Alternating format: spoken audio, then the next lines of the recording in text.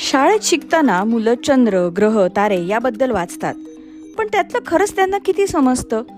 भारतात झालेल्या एका अभ्यासानुसार खगोलशास्त्रात मुलांना खूप रस आहे, पण त्यांना आकाश समजून घेण्याची संधी फार कमी मिळते.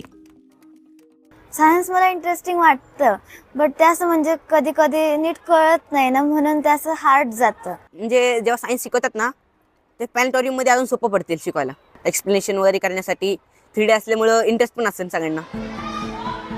पुणे महापालिकेच्या पंडित दीनदयाळ उपाध्याय इंग्लिश मीडियम स्कूलमध्ये शिकणाऱ्या मुलांसाठी विज्ञान म्हणजे व्हिडिओ, चित्र आणि नोट्स. शाळेत CSR मधून मिळालेला टेलिस्कोप आहे, पण तो कसा वापरायचा याची मात्र कोणालाच कल्पना नाही. त्यामुळे विज्ञान आणि त्यातही खगोलशास्त्रात रस असला तरी तो समजून घेण्यात अडचण येत असल्याचं शिक्षकांना वाटतं. अजूनही काही टीचर्स ट्रेडिशनल मेथड वापरतात, म्हणजे टीचिंग एड आणणं, टीचिंग एड दाखवणं. तर मला असं वाटतं आत्ता कुठंतरी आमच्या शाळेमध्ये प्रोजेक्टर्स बऱ्याच ठिकाणी लागलेत, तर आत्ताशी कुठंतरी त्यांना ते व्हिज्युअलाइज करायला मिळतंय. जर त्यांना डिरेक्टली पाहायला मिळालं की समजा कधी सोलार इक्लिप्स आहे, तर त्यांना ते पाहता आलं टेलिस्कोपनी, तर ते जास्त इफेक्टिव्ह असू शकतं. किंवा लॉंग लास्टिंग मेमराईज, म्हणजे त्यांना पाठांतर करण्याची गरज नाही, त्यांच्या नेहमी ते बॅक ऑफ द माइंड राहणार की हे असं असतं. पुण्यातल्या मुक्तांगण इंग्लिश स्कूलमध्ये मात्र वेगळा प्रयोग केला जातो. इथे विद्यार्थ्यांसाठी नियमित आकाश दर्शन कार्यक्रम घेतले जातात. ज्योतिर्विद्या परिसंस्थेच्या माध्यमातून शाळेतल्या मुलांना संध्याकाळी ऑडिओ व्हिज्युअलसह दुर्बिणीतून आकाशही दाखवलं जातं. याचा फायदा मुलांनाच नाही तर शिक्षकांनाही होतोय. कधीच बघितलेलं नसतं, चंद्रावरची विवरं बघितलेली नसतात, फोटो बघितलेले असतात, पण ॲक्च्युअल बघायला कधी मिळालेलं नसतं.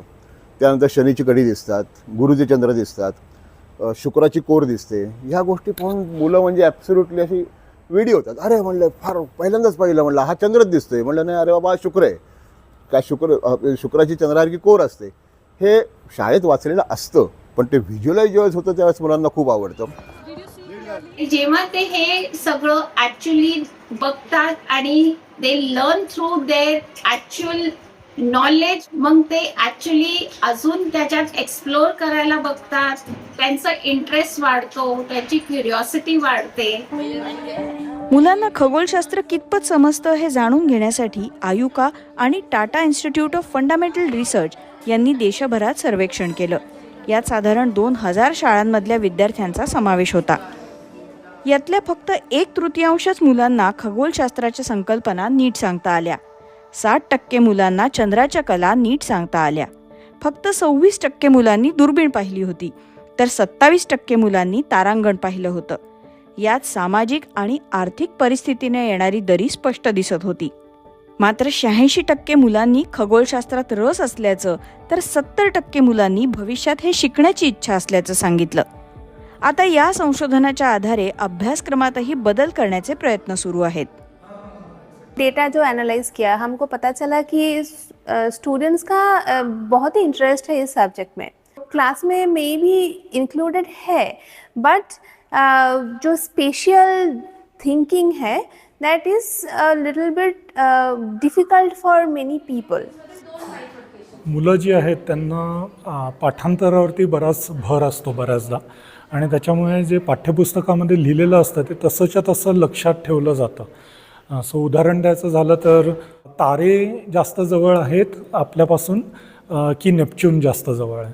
तर पाठ्यपुस्तकांमध्ये बऱ्याचदा लिहिलेलं असतं की नेपच्यून हा सगळ्यात दूरचा ग्रह आहे, पण ते जेव्हा मुलं इंटरप्रिट करतात तेव्हा त्यांना असं वाटतं की ताऱ्यांपेक्षाही दूर नेपच्यून असायला पाहिजे.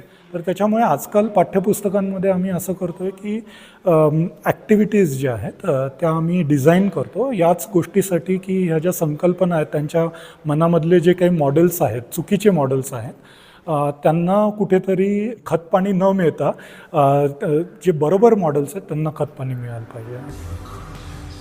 शाळेत असताना विद्यार्थ्यांमध्ये आपल्या भोवतालचं कुतूहल जागं असतं. काहींना खगोलशास्त्र समजून घेण्यात मजाही येत असते, पण प्रत्यक्ष अनुभव आणि साधनांची कमतरता असल्याने मुलांचा रस कमी होतो. आयुकामध्ये असलेलं हे फोकाल पेंड्युलम, त्याचं हे छोटं मॉडेल डॉक्टर जयंत नारळीकरांनी ज्या वेळेला आयुकाची स्थापना केली, त्याचं बांधकाम सुरू होतं त्याच वेळेला मुलांनाही इथे येता यावं, त्यांना विज्ञानाचे वेगवेगळे प्रयोग करता यावे, शास्त्रज्ञांशी संवाद साधता यावा, यासाठी अगदी कटाक्षाने प्रयत्न केला होता.